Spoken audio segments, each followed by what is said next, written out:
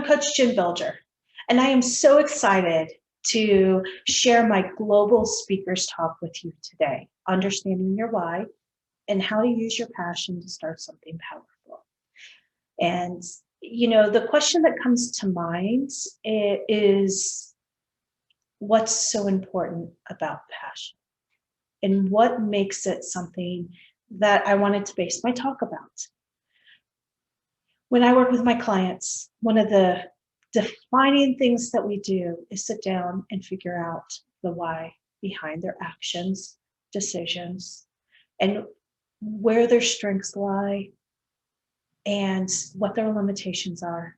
Because it's so important to understand all that information, because having passion in what you do, it is such an important step to finding the ultimate success, to being successful in communications, making connections, to being successful as a leader, and to being successful as a business owner. So join me as we talk today. I'm so excited that you are with me. So let's get started. Have you ever really sat down and thought, this is not my circus and this is not where I need to be? And these are not my monkeys, so to speak. You feel like you're walking through the motions and you are doing the things that are right. You are following all the methods and you are following everything that is out there that other people have said help them find success, and you just aren't getting what you want out of it. You aren't going the places you want to go, and you aren't finding what you truly want out of what you're doing. You feel like you're walking around wearing a mask, so to speak, and you feel like you're doing something that you're not meant to be doing. Well, that's because you haven't defined what your purpose is. And a lot of times we feel like we're doing the things that we're doing.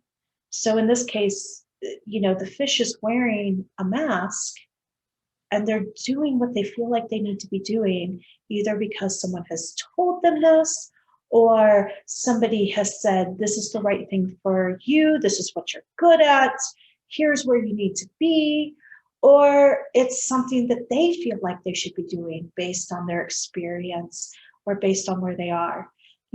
I've met many people, including myself, who would have told you any day of the week that I was fulfilling my passion and doing what I needed to do when I worked in the corporate world. And the truth of the matter was, I wasn't unhappy, but I wasn't 100% happy. I wasn't 100% fulfilling my passion. So at times, I truly was going through the motions. I really was walking with a mask on at certain things that I was doing because it wasn't where I was supposed to be. At the time when I started, it was where I was supposed to be. But by the time I decided to leave the corporate world, that's not where I was meant to be anymore.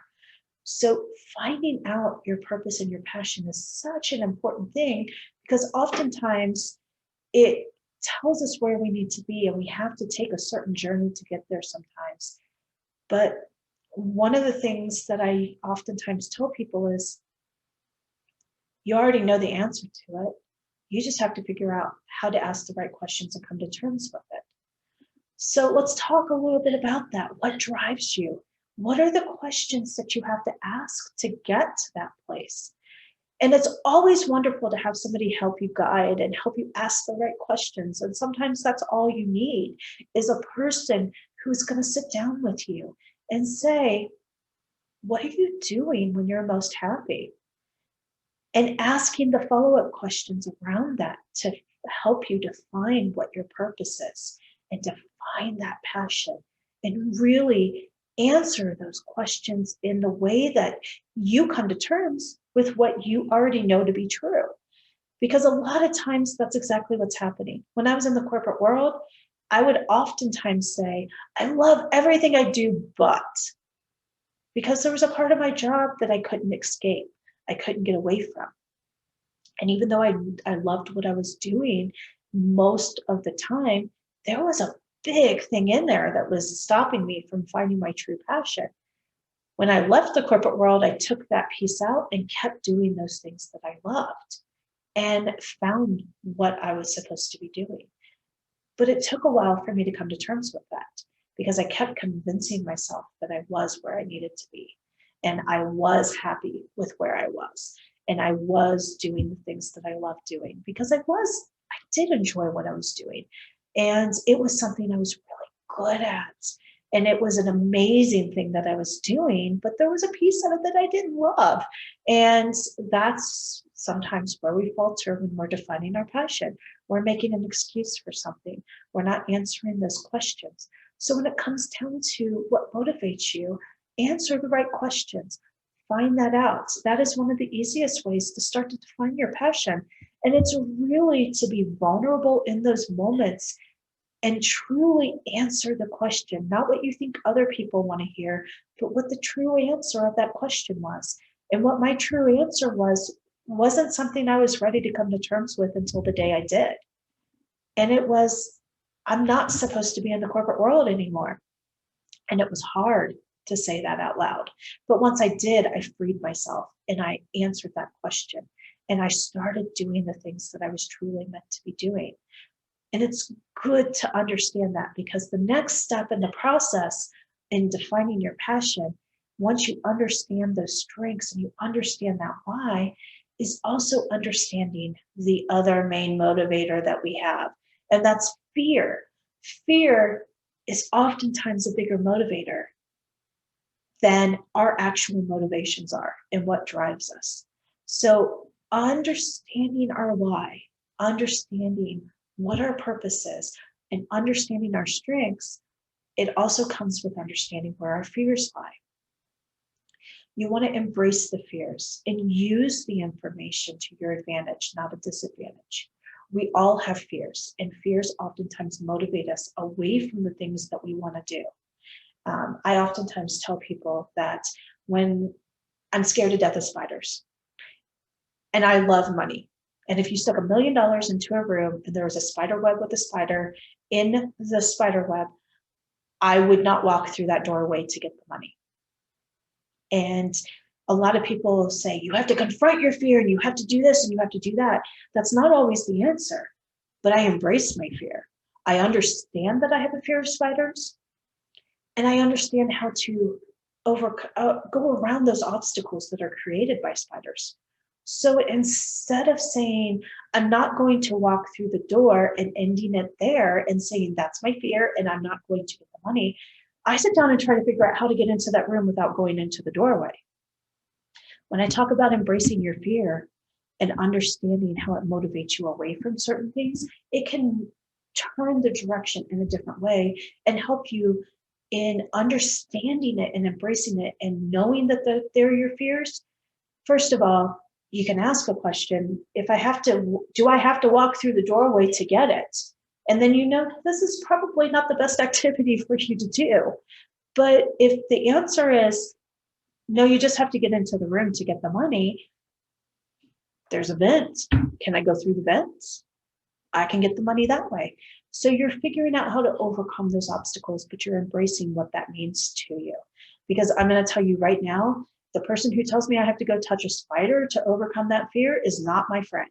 This is not what I'm doing, and I'm never going to get there. And, I may change my mind in the future about that, what have you. But today, I am not touching spiders. I am not confronting the spider. I am not just going to walk through the doorway. I have to figure out how to use that information to my advantage and not my disadvantage. So understanding your why and your purpose also comes along with accepting who you are 100% and accepting and embracing those fears that are there. Because understanding all of this, understanding that why, understanding strengths, understanding limitations, understanding fears, understanding what motivates you, it gives you a better understanding towards your passion and purpose. And that is what helps you figure out your path to success. And again, answering those questions helps you figure out how to create a path. Instead of walking around with a mask on or walking down a path someone else has created, what you want to do is create your own path. Use the information that's there. Know what those strengths are. I'm not telling you that a method is never going to work for you. What I'm telling you is once you define your passion and purpose, you're going to start to be able to pick out what works for you best and create the method that works on your own. You're going to be able to say, I like this, and I'm going to use this on my journey. And this is a tool and resource that I'm going to carry with me.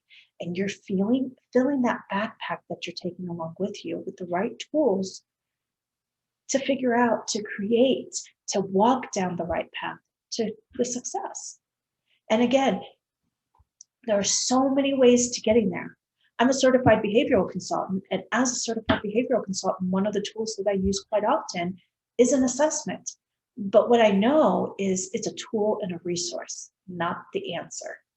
It is helping you answer the questions, but it's not the only thing that you need to use. You need someone that helps you interpret it. You need to know how to interpret those results. You need to know how to use that information to your advantage. So it's great. It's a good way to get a start to defining who you are. Taking assessments, it's a wonderful tool. They're not for everyone though. So and if you are a person who doesn't like assessments, that may not be the way to go. But if you are somebody who finds value in those, then it is a good starting point. It is good, but you always want to make sure that you have the proper resources to help you interpret the results of those. There's something that comes up in every one of my assessments. It isn't exactly a true statement because yes, it is something that is part of who I am, but I've worked really hard to make it so it's not something that is a limitation for me. So when it comes up and I read it, it is something that I've spent a lot of time on becoming better at and to do it. So yes, it is a part of me still, and I have to work really hard not to do it. But when it comes up on the assessment, it's hard for even somebody like me who knows why it's in my assessment to look at it and use that information in the best possible way that I can. So knowing that and understanding, but it is a good way. But asking those questions in the beginning is a good start as well. So you always want to be able to do the right things because passion is so important to us. And the reason why it's so important is because you really want to be around and it attracts the right people to you in that process. It is something that is so important when you're building relationships and you're building connections and you're building your team and you're building your business, because we all want to be next to the person who's speaking passionately about things. They just exude their happiness and enjoyment in what they're doing. And you want to know why. Everybody is curious in what they're doing and how can you get there.